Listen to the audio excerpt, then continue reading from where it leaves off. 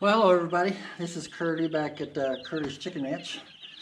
As you can see, we did an unboxing this morning.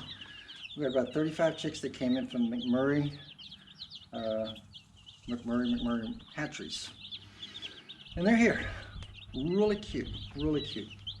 Some things I want to talk to you about. I talked to you a little bit about last time as far as the waterers, making sure that if you use the larger portion waterers, that you put like marbles or rocks or something like that in there, so the chicks don't drown.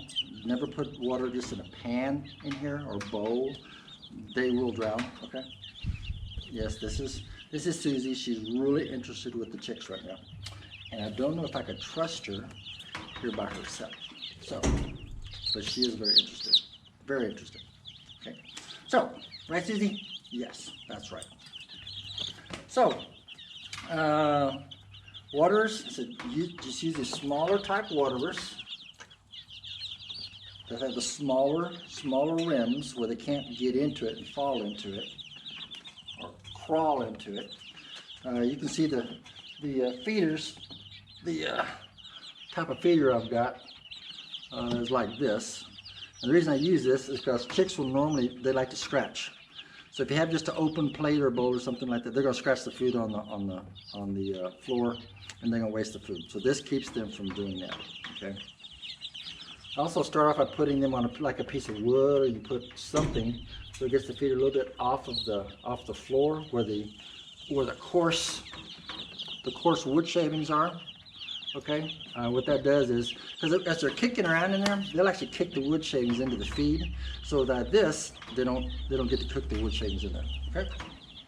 Okay. So this is another hot day in Texas, and the door just closed. Another hot day in Texas. Even just normal air temp is like about 93 inside of my shop here. So they need to stay somewhere, like I said, between 95 and 100 on the first of these couple days.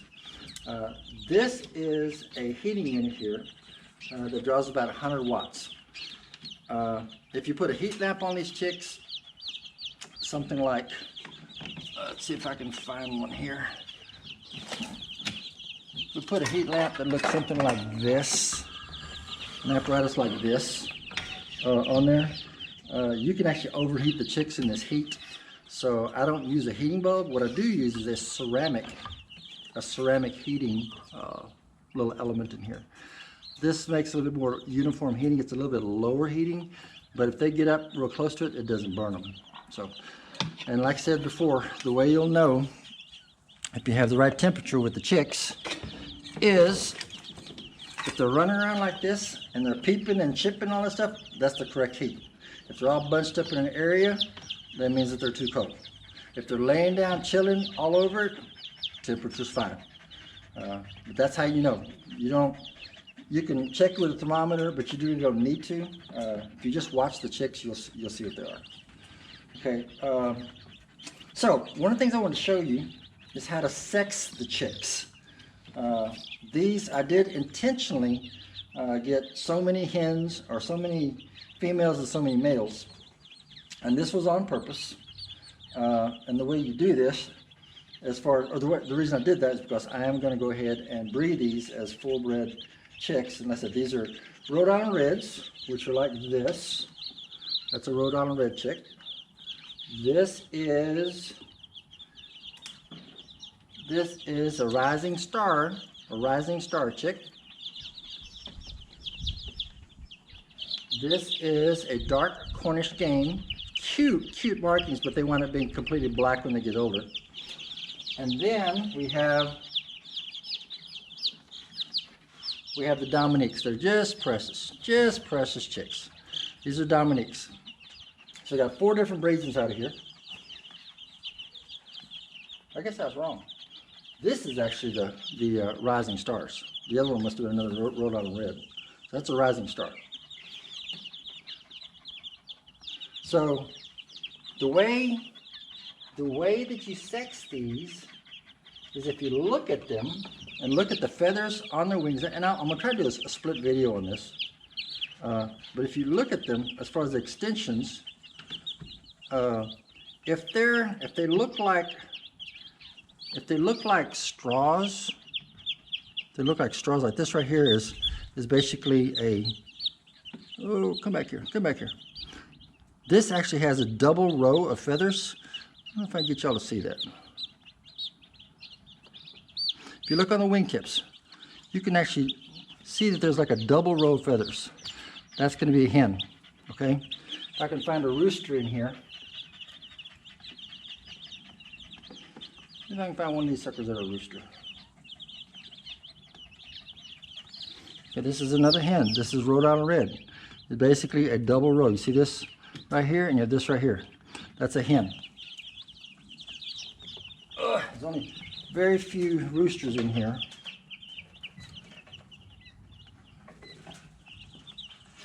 Okay, if you look at these Dominiques, if you look at this, there's literally only one row of these feathers. Where the ones had double, it's only like little straws, like little one rowers. The bigger ones in here. Okay, this is a rooster. Okay, so that's the way to sex the chicks in the first week or two.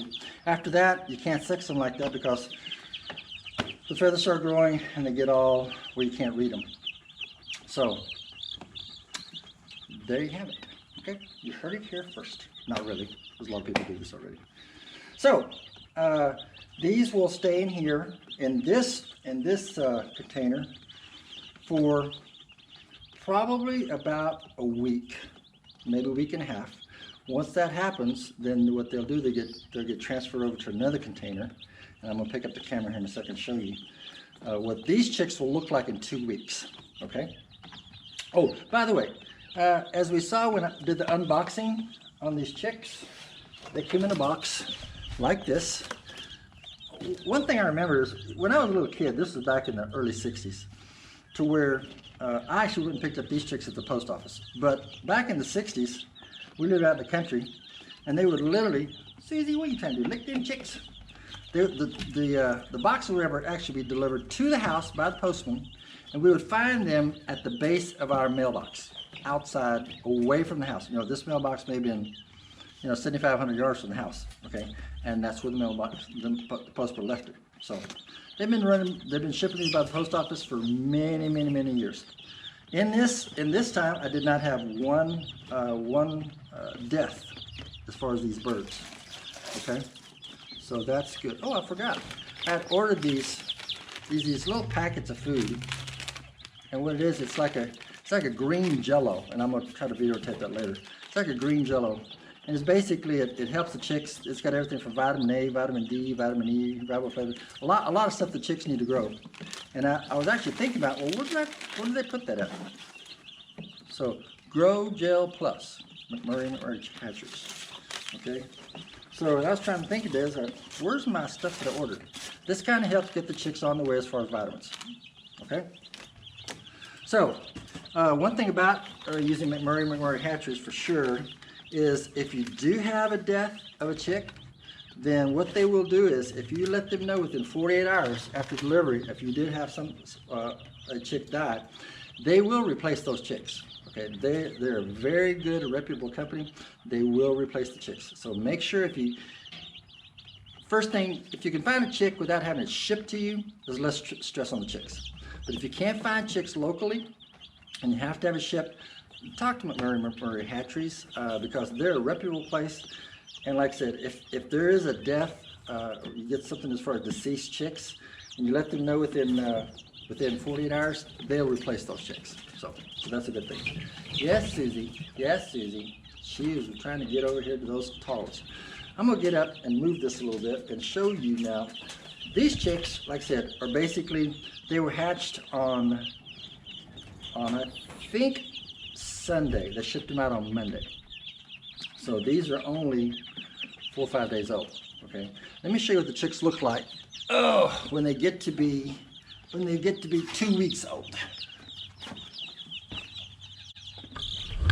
No, Susie, you can't play with them.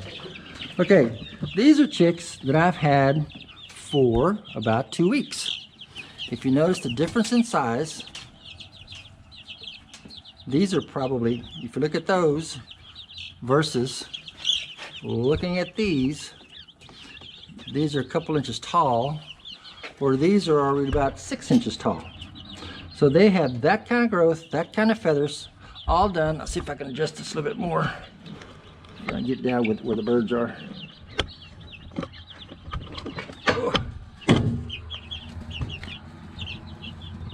So that is the size of the birds when they are 2 weeks old.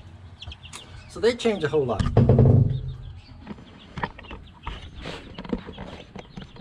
Okay. Okay.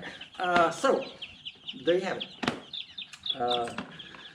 Reason I did this because remember I told you about Roy, our rooster, and that's on another video as far as the animals here. There's Finn and Astro, this is the goats. Susie, one of the dogs here, she's a rescue. She's a rescue. I got her a few years back. She was dumped at the deer lease, skin and bones, and now she's a rescue. She loves her home here. But Roy the rooster is not quite as fertile as what he's supposed to be. So I'm getting a very poor hatch rate as far as the eggs I'm doing off of my own chickens right now. So anyway, I'm gonna shoot another video here, probably with the chick that's hatching right now. See if I can do a time lapse on it, kind of show you what that looks like. So hope you enjoyed this. If you did, hit the like button. If you want to put a comment down at the bottom, and we'll catch you next time.